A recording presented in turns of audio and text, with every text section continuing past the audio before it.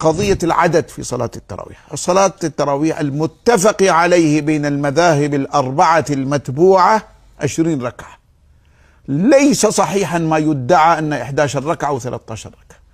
ال11 ركعة و 13 ركعة في الوتر، أكثر الوتر. حديث السيدة عائشة 11 ركعة، وحديث أم سلمة 13 ركعة. وأحيانا هؤلاء يصرون على قضية حديث عائشة. طيب ماذا تفعلون بحديث أم سلمة؟ هذا في الوتر.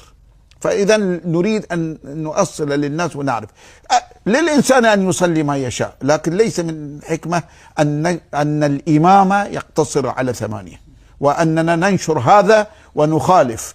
والحرمين الشريفين منذ عهد سيدنا عمر بن الخطاب إلى يوم قبل عدة سنوات لم يعهد فيها في يوم واحد أنهم صلوا أقل من 20، بل إنهم صلوا في أيام سيدنا الإمام مالك وغيرهم وعم عمر 36 ركعة في المدينة. നമ്മുടെ മദ്ഹബ് നമുക്ക് പറയാം. നമ്മുടെ മദ്ഹബ് ഏതായാലും നബി ആ 3 രാത്രിയിൽ നിസ്കരിച്ച നിസ്കാരത്തിന്റെ റക്അത്ത് 20 ആയിരുന്നു എന്ന് പ്രമാണിച്ചുകൊണ്ടല്ല 20 റക്അത്താകുന്നു എന്ന് പറയുന്നു. അല്ലാഹുവിന്റെ റസൂൽ ജനങ്ങൾക്ക് ഇമാമായിക്കൊണ്ട് ഈ നിസ്കാരം നിർവഹിച്ചത് 20 റക്അത്താകുന്നു എന്ന് ഒരു റിപ്പോർട്ട് വന്നിട്ടുണ്ട്.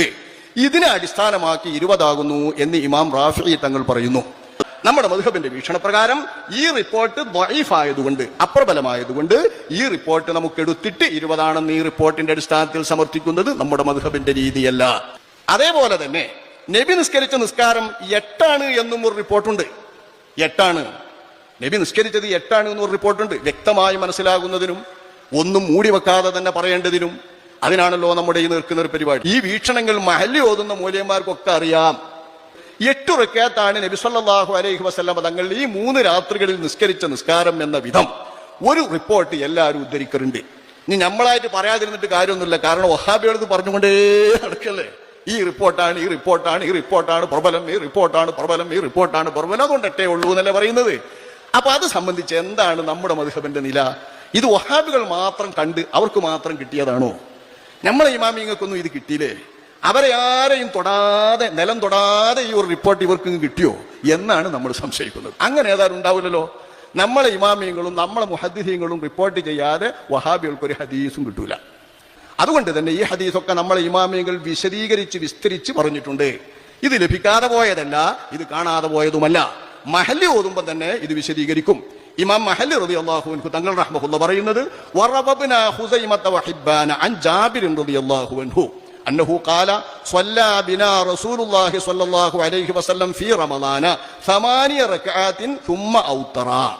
നബി തങ്ങൾ ഞങ്ങളെ കൊണ്ട് നിസ്കരിച്ചത് ഒരു റമളാനിൽ 8 റക്അത്താണ്. ഈ 8 റക്അത്ത് കഴിഞ്ഞിട്ട് നബി വിത്റും നിസ്കരിച്ചു.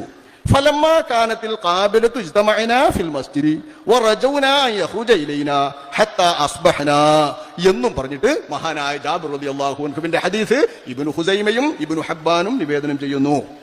ഇബ്നു ഹിബ്ബാനും ഇബ്നു ഖുസൈമയും അവരുടെ രണ്ടുപേരുടെയും സ്വഹീഹുകളിൽ നിവേദനം ചെയ്യുന്ന ഈ ഹദീസ് സ്വഹീഹല്ല എന്ന് നമ്മൾ പറയുന്നില്ല. സ്വഹീഹായ ഹദീസ് തന്നെ സനദിന്റെ അടിസ്ഥാനത്തിൽ. ആ സ്വഹീഹായ ഹദീസിന് നമുക്ക് എന്താ അവലംബം? ഇബ്നു ഖുസൈമ തന്റെ സ്വഹീഹിൽ നിവേദനം ചെയ്തു, സ്വഹീഹാക്കി.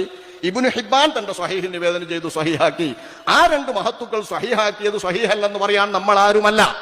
അതുകൊണ്ട് അവർ രണ്ടുപേരും നിവേദനം ചെയ്തെന്ന നിലക്ക് നമുക്കത് സ്വഹീഹ് എന്ന് പറയാം, നമുക്ക് പ്രയാസമില്ല.